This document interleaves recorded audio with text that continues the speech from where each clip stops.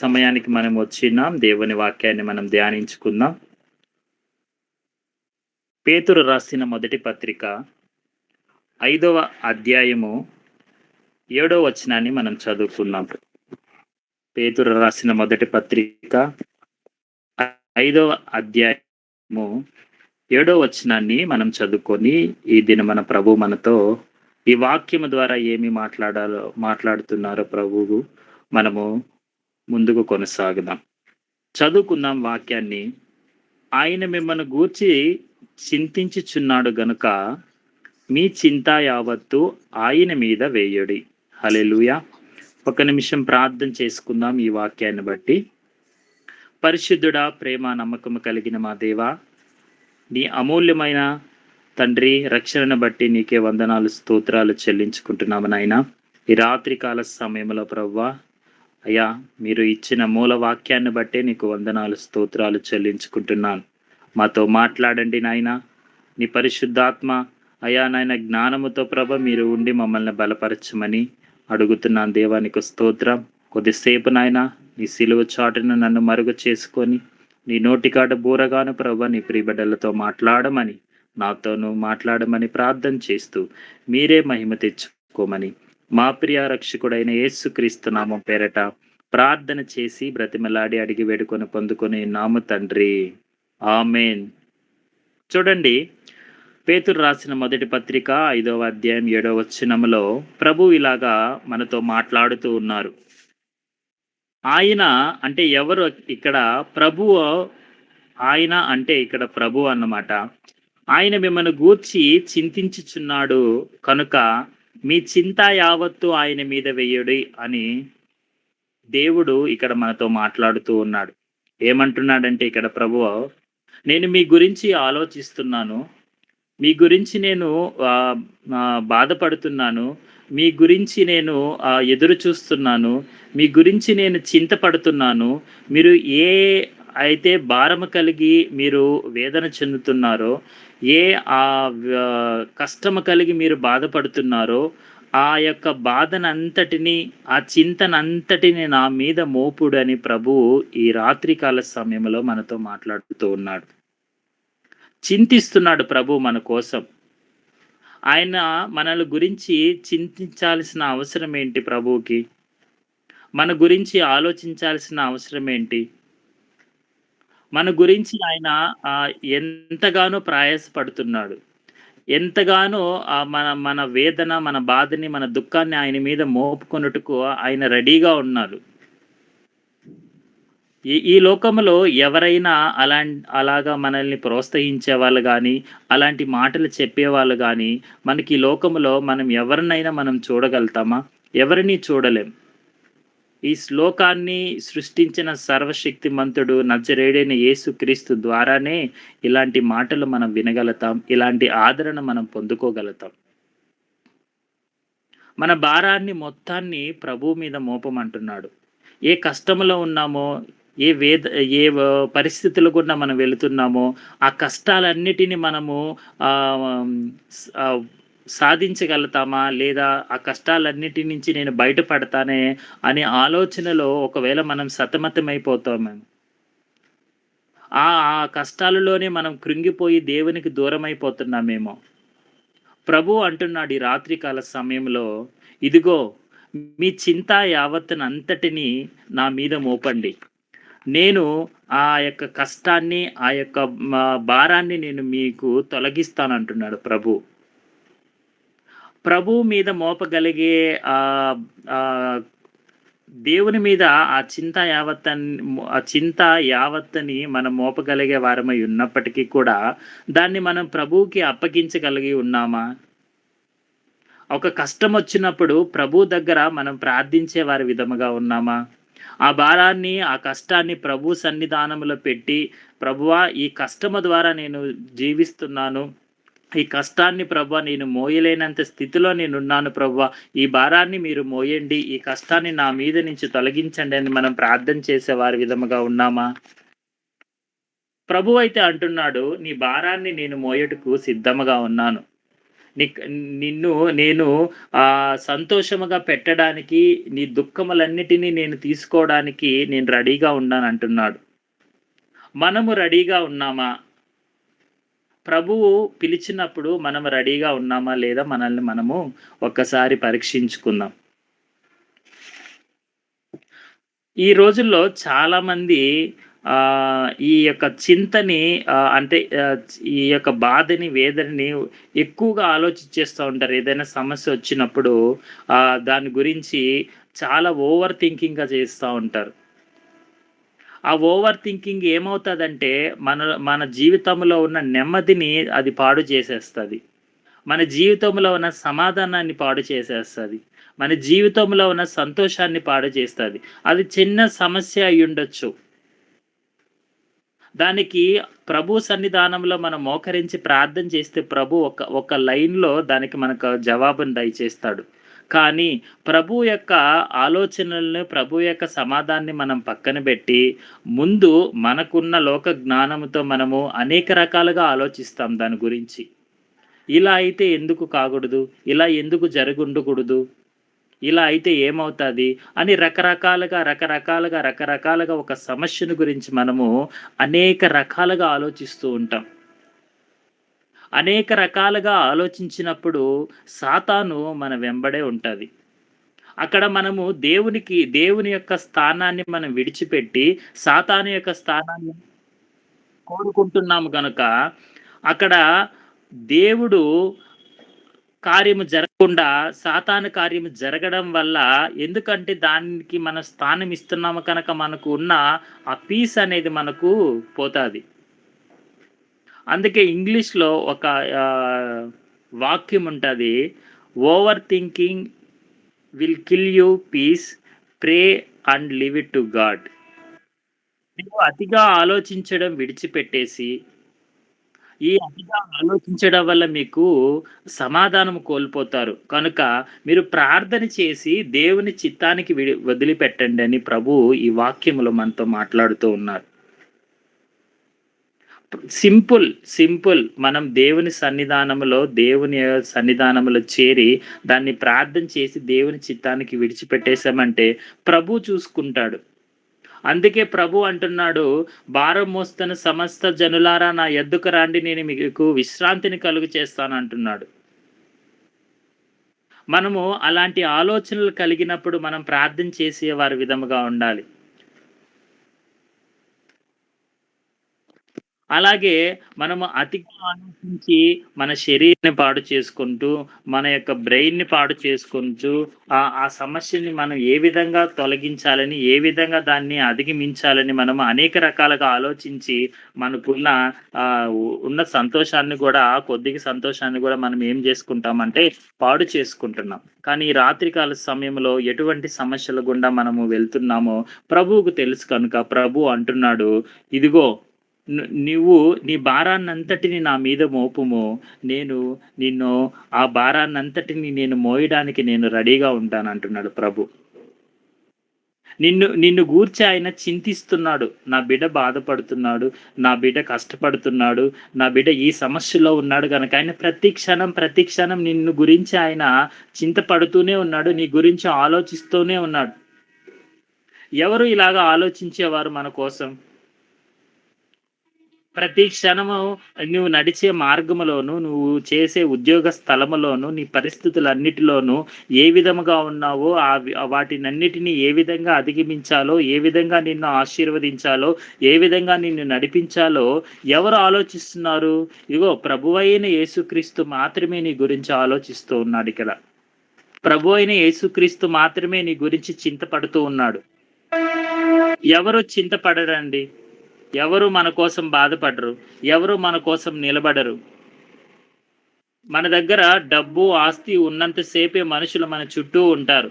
ఒక్కసారి నువ్వు కష్టంలో ఉన్నప్పుడు, వేదనలో ఉన్నప్పుడు, కృంగిరి స్థితిలో ఉన్నప్పుడు ఒక్కరు కూడా వచ్చి మనల్ని ఆదరించేవారు మనకు కనిపించరు. కానీ ప్రభు అంటున్నాడు, నేను నిన్ను ఆదరిస్తాను. నేను నీ చింతలన్నిటిని తొలగిస్తాను. నేను నిన్ను కాపాడుకుంటాను. ప్రతి దినము నీ గురించి నేను ఆలోచిస్తున్నాను అని ప్రభు మన గురించి ఈ రాత్రి కాల సమయంలో మాట్లాడుతున్నారు. ప్రభువే మనల గురించి చింతించుతున్నప్పుడు మనం ప్రభువు కోసము మనము దగ్గరికి వెళ్ళాలా లేదా? ప్రభు దగ్గర మనం ఉన్నామా లేదా? ఒక్కసారి మనము ఆలోచించాలి. అదే విధంగా మత్తయి సువార్త 6:34లో రాయబడి ఉంటది. రేపటి గురించి అధికముగా ఆలోచించి చింతించకుమా. ఈరోజు దేవుడు నీకిచ్చిన కృపలో నువ్వు జీవిస్తున్నావు గనుక అది చాలు. రేపటి ఏమి జరుగుతాదో, రేపు ఏ విధంగా బ్రతుకుతామో, ఏమి తింటామో, ఏమి త్రాగుతామో అవన్నీ అనవసరం. ప్రభు ఈ దినమున మనకేమిచ్చాడో దాన్ని బట్టి మనం దేవునికి కృతజ్ఞతాస్తుతులు చెల్లిస్తూ, ఆయన నామాన్ని మనము స్తుతించుకుంటూ బ్రతికే వారి విధముగా ఉండాలి. అదే యెషయా గ్రంథము 26:3లో రాయబడి ఉంటది ఏమనంటే, దేవునిపై స్థిరమైన మనసు ఉంచిన వారికి ఆయన పరిపూర్ణ సమాధానాన్ని ఇస్తాడంట. హల్లెలూయా! ఇక్కడ చూడండి యెషయా గ్రంథంలో 26:3 వచనములో రాయబడింది చక్కని మాట. దేవుని పైన స్థిరమైన మనసు ఉంచాలంట. ఎవరిపైన మనం స్థిరమైన మనసును ఉంచి బ్రతుకుతున్నాం?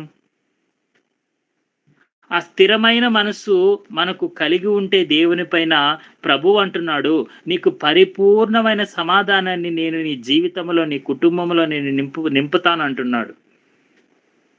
పరిపూర్ణమైన సమాధానం అంటే ఏదో కొద్దిసేపు సమాధానముగా ఉండి, కొద్దిసేపు మనకు ప్రాబ్లమ్స్‌లో ఉండి, అలాంటి సమాధానం దేవుడు ఇస్తానని ఇక్కడ చెప్పట్లేదు. పరిపూర్ణమైన పూర్తిగా అసలింక నీకు ఆ వేదన, బాధ, కష్టం ఏంటో నీకు తెలీదు. సంతోషముతోనే, సమాధానముతోనే నీ బ్రతికిన దినములన్నీయు ఆయన సమాధానముతోనే నింపబోతాడు. ఎలాగ మనం జీవిస్తే నింపబోతాడు? ఎలాగ ఉంటే ఆయన నింపబోతాడు అంటే, ఎప్పుడైతే నువ్వు స్థిరమైన మనసు దేవుని పైన ఉంచి నువ్వు బ్రతుకుతావో, ఖచ్చితంగా నీవు ఎటువంటి కష్టాల్లో ఉన్నా, ఎటువంటి శ్రమలో ఉన్నా, నీ జీవితంలో దేవుడు పరిపూర్ణమైన సమాధానాన్ని రాత్రికాల సమయంలో నింపుతాడు. మనకు స్థిరమైన మనసు ఉందా లేదా మనల్ని మనము ఒకసారి జ్ఞాపకం చేసుకోవాలి. మనుషుల మీద మనము కొన్నిసార్లు చాలా నమ్మకం పెట్టి, మనం ఆ స్థిరమైన మనస్సును వాళ్ళు వైపు త్రిప్పుకొని మనం బ్రతుకుతుంటాం. వాడున్నాడులే నాకు, వాడు హెల్ప్ చేస్తాడులే, నాకు ఏ ప్రాబ్లమ్ వచ్చినా వాళ్ళు నిలబడతారులే, లేదంటే నా ఫ్యామిలీ నా ఎనకాల ఉందిలే, నేను ఎలా జీవించినా కూడా వాళ్ళు నాకు సపోర్ట్ చేస్తారులే అన్న స్థిరమైన మనసు కలిగి జీవించే వాళ్ళు ఈ రోజుల్లో చాలా మంది ఉన్నారు దేవుణ్ణి విడిచిపెట్టి. కానీ ప్రభు అంటున్నాడు, దేవుని పైన స్థిరమైన మనసు కలిగి మనం జీవించాలి. ఆయన పైన మన మనస్సు ఆయన పైనే ఉంచాలి. సంతోషమైన, దుఃఖమైన, బాధైనా అది ఏమైనప్పటికీ కూడా మన హృదయాన్ని ఆయన చెంతనే చేరబడాలి. అందుకే ప్రభు అంటాడు, నేను హృదయాన్ని లక్ష్య పెడతానన్నాడు. నీ మనస్సును లక్ష్య పెడతానంటున్నాడు ప్రభువు. నువ్వు ఏ విధంగా నీ హృదయములో నాకు చోటు ఇస్తున్నావు? నీ హృదయములో నాకు ఏ స్థాయిలో నాకు చోటు ఉంది అని ప్రభువు పరీక్షిస్తుంటాడు మనం. కనుక మన స్థిరమైన మనస్సుని, మన స్థిరమైన ఆలోచనలన్నిటినీ ప్రభువు దగ్గర మనం పెట్టి, ఆయన దగ్గర ఉన్న పరిపూర్ణ సమాధానాన్ని మనం పొందుకుందాం. ఆ సమాధానాన్ని ఎందుకు మనము పోగొట్టుకునే వారి విధంగా ఉంటాం? దాన్ని పొందుకోవాలంటే ఏం చేయాలో దేవుడు మనతో స్పష్టంగా మాట్లాడుతూ ఉన్నాడు. స్థిరమైన మనసుని పెట్టి ఆయన దగ్గర ఉన్న పరిపూర్ణ సమాధానాన్ని మనం పొందుకొని ముందుకు సాగదాం. అదే సామెతల గ్రంథము 3వ అధ్యాయము 5, 6 వచనాల్లో రాయబడి ఉంటది చూడండి. మీ సొంత ఆలోచనలపై మాత్రమే ఆధారపడకుండా పరిపూర్ణ హృదయముతో యెహోవాను నమ్ముకొనుము అంటున్నాడు ఇక్కడ. నీ సొంత ఆలోచనల మీద నమ్మకం నువ్వు తీసివేసేయి. పరిపూర్ణమైన యెహోవాను నువ్వు నమ్మితే ఖచ్చితంగా దేవుడు నిన్ను ఒక శ్రేష్టమైన ఆలోచనలు కలిగిన వ్యక్తిగా మారుస్తాడు. నీ ఆలోచనలు అనేక మందికి ఆశీర్వాదకరంగా ఉండే విధముగా దేవుడు నిన్ను మలిచి నిన్ను జీవితాన్ని ముందుకు నడిపిస్తాడు. ఇలాంటి ఆలోచనలన్నిటినీ నువ్వు తొలగించుకోవాలి. నీ సొంత ఆలోచనలన్నిటినీ పక్కన పెట్టేయాలి. ఎప్పుడైనా మన సొంత ఆలోచనలు, మన సొంత జ్ఞానముతో మనం ముందుకు వెళితే అక్కడ ఆ ప్లేస్‌లో దేవుని యొక్క ఆలోచనలు, దేవుని యొక్క చిత్తము అక్కడ లేకపోతే ఆ కార్యము ఆశీర్వాదకరమైన కార్యమే కాదు. ఆ పని ఆశీర్వాదకరంగా జరగదు. అందుకే ప్రభు అంటాడు, "నీ ఆలోచనల వంటివి నా ఆలోచనలు కాదు, నీ తలంపుల వంటివి నా తలంపులు కావు" అని ప్రభు అంటాడు. ఇంత స్పష్టంగా దేవుడు మనతో మాట్లాడుతున్నాడు చూడండి. నీ ఆలోచనలను పక్కన పెట్టి ఆ! వాటి మీదే ఆధారపడకుండా పరిపూర్ణ హృదయముతో యెహోవాను నమ్ముకుంటే దేవుడు నిన్ను ఏ విధంగా హెచ్చిస్తాడో, ఏ విధంగా నీ వేదన, నీ చింత యావత్తును ఆయన మీద మోపితే ఆయన తొలగిస్తాడో మన దేవుడు ఈ విధంగా మాట్లాడుతూ ఉన్నాడు ఆయన వాక్యముతో. అదే విధంగా కీర్తనలు 55వ అధ్యాయము 22వ వచనములో మనం చూసుకున్నట్లయితే, "నీ భారము యెహోవాపై వేయుము, ఆయన నిన్ను నిలబెడతాడంట." హల్లెలూయా! ఇక్కడ చూడండి, నీ భారము యెహోవాపై వేయుము, ఆయన నిన్ను నిలబెడతాడు. ఇదిగో నీ భారాన్ని, నీ వేదాన్ని, నీ దుఃఖాన్ని రాత్రికాల సమయంలో కృంగిపోయిన స్థితిలో, లేదంటే ఆ పడిపోయిన స్థితిలో నన్నెవరు ఆదరించలేరు, నన్నెవరు కాపాడలేరు, ఎవరు నా జీవితాన్ని మార్చలేరని స్థితిలో బ్రతుకుతున్నామా? ఒక్కసారి దేవుడు నీతో మాట్లాడుతూ ఉన్నాడు. ఇదిగో నీ భారాన్ని యెహోవా మీద వేయము, ఆయన నిన్ను నిలబెడతాడు. నువ్వు పడిపోయిన స్థితిలో నుంచి ఆయన నిలవబెట్టే దేవుడు. ఆయన పెంట కుప్పల మీద నుంచి లేవనెత్తి ప్రధాన మధ్యలో నిలబెట్టే దేవుడాయన. ఇదిగో విశ్వాసముతో మనము నిలబడదాం. విశ్వాసముతో పరిపూర్ణమైన హృదయముతో ఆయనను నమ్ముకుందాం. మన ఆలోచనలన్నిటిని మనం విడిచిపెడదాం. మన ఆలోచనల మీద ఆధారపడకుండా మనం బ్రతుకుదాం. దేవుని ఆలోచనల మీదే మనం విశ్వాసముతో ముందుకు కొనసాగుదాం. దేవుడు పరిపూర్ణమైన సమాధానాన్ని నీ జీవితంలో నింపబోతున్నాడు ఈ రాత్రికాల సమయంలో. ఒక్కసారి జ్ఞాపకం చేసుకుందాం. ఆయన మన మీద ప్రతి క్షణం ఆయన మనల్ని గూర్చి చింతిస్తూ ఉన్నాడంట. ఆ చింత యావత్తుని మనము ఆయన మీద మోపుదామండి. ఎక్కువగా ఆలోచించి మనకున్న సమాధానాన్ని కోల్పోయి మనము దేవునికి దూరమైపోయి బ్రతకడం కంటే, ప్రభువు ఆయన వాక్యము ద్వారా మనతో మాట్లాడిన ఆ మాటల్ని మనం పట్టుకొని మన జీవితాన్ని ఆయన దగ్గరికి చేర్చుకొని, ఆయన దగ్గర ఉన్న సమాధానాన్ని, ఆశీర్వాదాన్ని మనం పొందుకొని, మన జీవితంలో నిలబడి మనం బ్రతుకుదాం. కనుక ఈ విధంగా దేవుడు ఈ మాటల ద్వారా మనతో మాట్లాడుతూ ఉన్నారు. ఒక మాట మనం చూసుకుందాం. పేతురు గురించి మనం చూసుకొని చివరగా ముగించుకుందాం. పేతురు ఎలాంటి చింత కలిగి ఉన్నాడో, ఎలాగ ఉన్నాడో మనం చూసుకొని ముందుకు సాగుదాం. యేసు శిష్యులు పడవలో సముద్రం మీద వెళ్తూ ఉన్నారు. గాలి బలంగా వీచిందప్పుడు అలలు ఎక్కువైపోయాయి. ఆ సమయంలో యేసు నీటి మీద నడుచుకుంటూ వారి దగ్గరకు వచ్చారు. శిష్యులు భయపడ్డారు కానీ యేసు అన్నాడు, "భయపడకుడి, నేనే" అని యేసు అక్కడ మాట్లాడుతూ వచ్చాడు. మత్తయి సువార్త 14:22-33 వచనాల మధ్యలో అక్కడ ఈ సందర్భం అనేది జరిగి ఉంటది. అప్పుడు పేతురు అంటాడు, "ప్రభువా, నీవైతే నన్ను నీ దగ్గరకు రమ్మని ఆజ్ఞాపించవా" అని పేతురు యేసు ప్రభువుని అడుగుతాడు. అప్పుడు యేసు ప్రభు అంటాడు ఏమని? పేతురు నీటి మీద నడవడము మొదలు పెడతాడప్పుడు. యేసు ప్రభు అంటారు, "సరే నడువు, నీలాగా నేను నడవాలి ప్రభు" అంటే నడవమని చెప్తాడనమాట. ఇక్కడ ఏం జరిగిందంటే ఈ సందర్భంలో మనము ఒక్కసారి చూసుకున్నట్లయితే మత్తయి సువార్త 14:30లో రాయబడి, గాలి బలముగా వీచినందని చూచి భయపడ్డాడు పేతురు.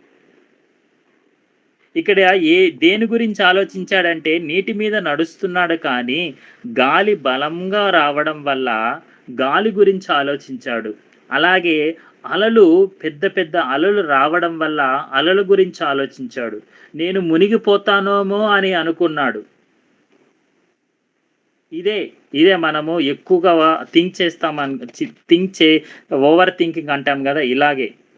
ప్రభువు అక్కడే ఉన్నాడు. ప్రభువు రమ్మన్నాడు. ప్రభువు మీద విశ్వాసముంచి నడిచుంటే ఆ మునిగిపోయేవాడే కాదు పేతురు.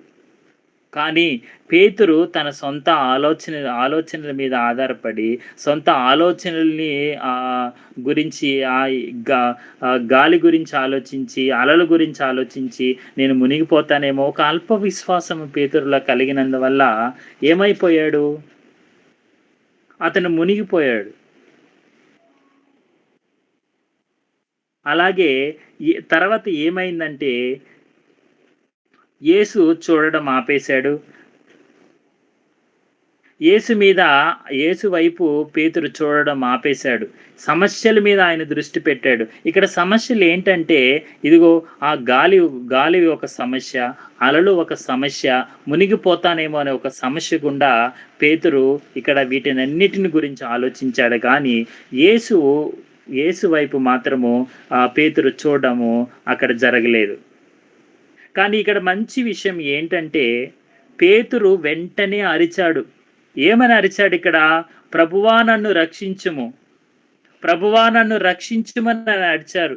ఎప్పుడైతే పేతురుకు మునిగిపోతానని భయపడ్డాడో, ఆ నీళ్ళల్లో మునిగిపోతున్నాడో, నేను నా ఆలోచనల ద్వారా నేను రక్షించుకోలేను, నా ఆలోచనలన్నీ వ్యర్థమని గ్రహించుకొని ప్రభువు వైపు ఎప్పుడైతే చూసి ప్రభువుని బిగ్గరగా కేక వేసి ప్రభువా నన్ను రక్షించుము అని అన్నాడో, యేసు వెంటనే తనని పట్టుకొని నడిపించాడు.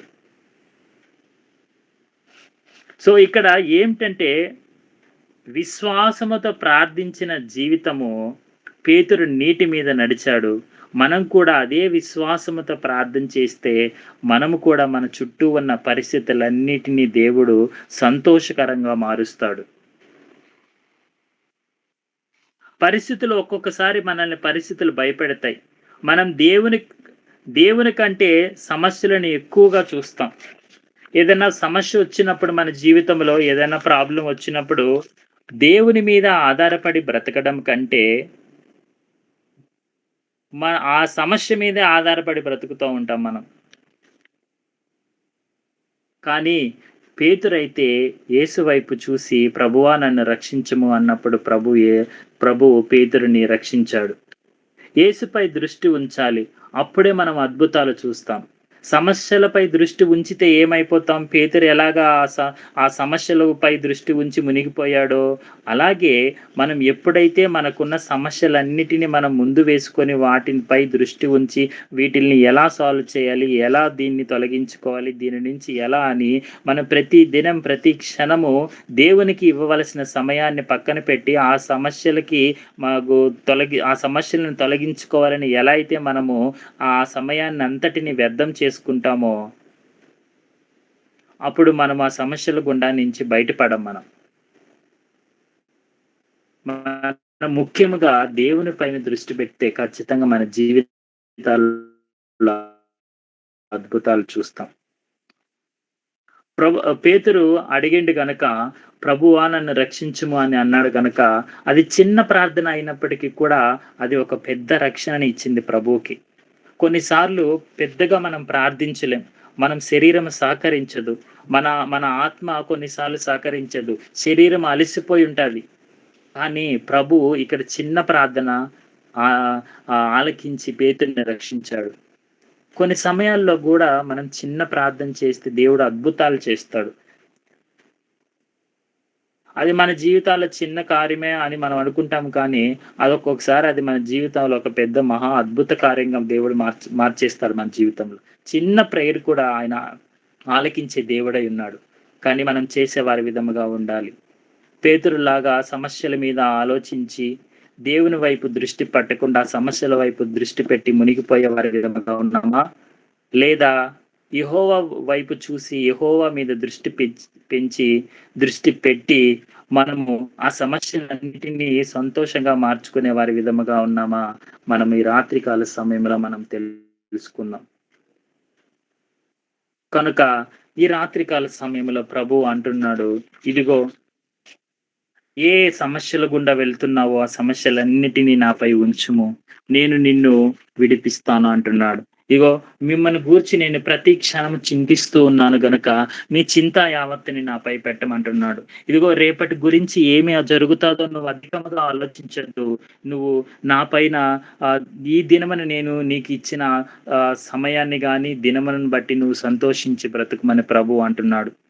దేవునిపై స్థిరమైన మనసు ఉంచి మనము ఆయన్ని ఉంచిన వారికి ప్రభు అంటున్నాడు, పరిపూర్ణ సమాధానాన్ని ఆయన ఇస్తాడంట. అలాగే సొంత ఆలోచనలపై మాత్రమే మనం ఆధారపడకుండా, మన పరిపూర్ణ హృదయముతో యెహోవాను నమ్ముకుంటే ఖచ్చితంగా మనకు ఆ సమస్యలన్నిటిని దేవుడు తొలగిస్తానని చెబుతూ ఉన్నాడు. నీ భారం మొత్తాన్ని యెహోవా వైపు ఉంచితే ఆయన నిన్ను నిలబెడతాడని వాగ్దానం చెప్తున్నాడు ఈ రాత్రికాల సమయంలో దేవుడు. కనుక పేతురులాగా మనము సమస్యల పైన సమస్యల గురించి ఆలోచించి మునిగిపోకుండా మనము యెహోవా వైపు దృష్టి నిలిపి వా మనము ఆయన దగ్గరికి నిలిచి ఆయన దగ్గర ఉన్న సంతోషాన్ని, ఆశీర్వాదాన్ని, సమాధానాన్ని మనము పొందుకుందాం ఈ రాత్రికాల సమయంలో. మనమందరము కళ్ళు మూసుకున్నట్లయితే ప్రార్థన చేసుకుందాం. ఆయన చింతలన్నీ తీర్చే దేవుడు ఆయన. నీ చింత యావత్తుని తీర్చే దేవుడు. ఇదిగో భారం మోస్తున్న సమస్త జనులారా నా యొద్దకు రండి, నేను నీకు విశ్రాంతిని కలుగు చేస్తానని చెప్పే దేవుడు. కనుక ఈ రాత్రికాల సమయంలో ఆయన నీ చింతలని తీర్చబోతున్నాడు. నీ బాధలని తీర్చబోతున్నాడు.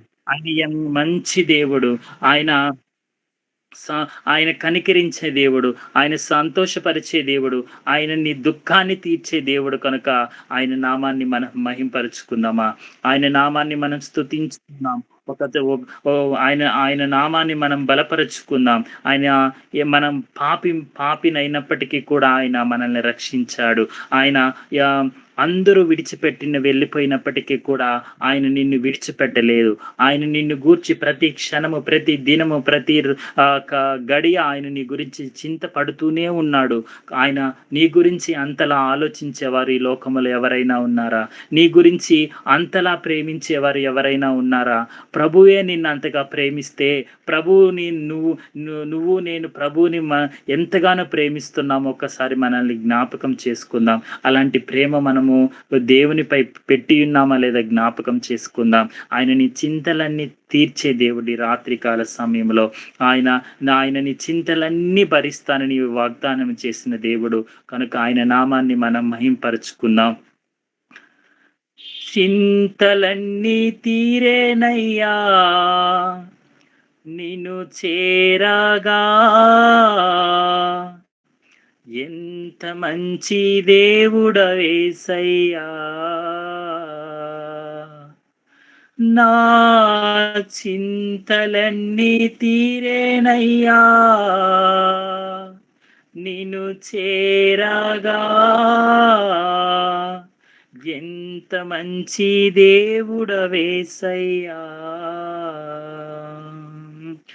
ఎంత మంచి దేవుడవేసయ్యా, నీవెంత మంచి దేవుడవేసయ్యా, చింతలన్నీ తీరేనయ్యా నిన్ను చేరగా, ఎంత మంచి దేవుడవేసయ్యా, నా చింతలన్నీ తీరేనయ్యా నిన్ను చేరగా, ఎంత మంచి దేవుడవేసయ్యా,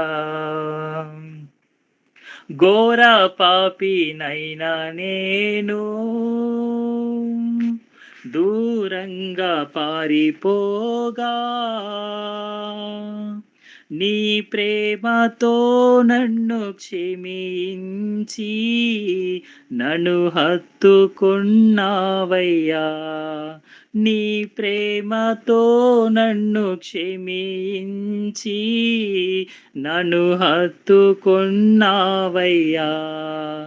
ఎంత మంచి దేవుడవేసయ్యా, నీవెంత మంచి దేవుడవేసయ్యా, చింతలన్నీ తీరేనయ్యా నిన్ను చేరగా. ఎంత మంచి దేవుడవేసయ్యా. నాకున్న వారందరూ నన్ను విడచిపోయినను, ఎన్నెన్నో ఇబ్బందులకు గురి చేసినను, నన్ను నీవు విడువలేదయ్యా. ఎన్నెన్నో ఇబ్బందులకు గురి చేసినను, నన్ను నీవు విడువలేదయ్యా. ఎంత మంచి దేవుడవేసయ్యా. నీవెంత మంచి దేవుడవేసయ్యా. చింతలన్నీ తీరేనయ్యా నిన్ను చేరగా. ఎంత మంచి దేవుడవేసయ్యా.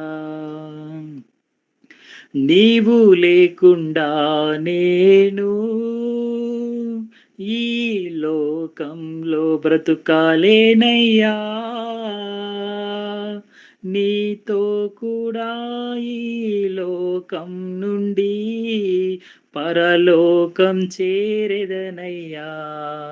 నీతో కూడా ఈ లోకం నుండి పరలోకం చేరెదనయ్యా. ఎంత మంచి దేవుడవేసయ్యా. నీవెంత మంచి దేవుడవేసయ్యా. చింతలన్నీ తీరేనయ్యా నిన్ను చేరగా. ఎంత మంచి దేవుడవేసయ్యా. నా చింతలన్నీ తీరేనయ్యా నిన్ను చేరగా. ఎంత మంచి దేవుడవేసయ్యా. అవును ప్రభువా, మా చింతలన్నీ తీర్చే దేవుడు నీవేనయ్యా. మా భారమంతా మోస్తానని ప్రభువా నాయన మాట ఇచ్చిన దేవానికి స్తోత్రం నాయన. మమ్మల్ని గురించి తండ్రి ప్రతి క్షణము చింతపడుతున్న దేవానికి వందనాలు తండ్రి. అయ్యా తండ్రి, ఈ రాత్రికాల సమయంలో ప్రభువా నీవు మాతో మాట్లాడిన ప్రతి ఒక్క మాటను బట్టి నీకు వందనాలు చెల్లించుకుంటున్నాము నాయన. తండ్రి, మా హృదయములో ప్రభువా అయా ఓవర్ థింకింగ్ ఆలోచనలన్నిటినీ తీసివేసి ప్రభువా నీ వైపే దృష్టి ఉంచి నాయన, నీ సమాధానము కోసమే ఎదురు చూస్తూ స్థిరమైన మనస్సుని నీ వైపే ఉంచుకునే బిడలగా తండ్రి రాత్రికాల సమయంలో నాయన కూడి వచ్చిన ప్రతి ఒక్క బిడను ప్రభా నాయన మీరు అయా తండ్రి మార్చమని ప్రార్థిస్తున్నాను దేవానికి స్తోత్రం నాయన.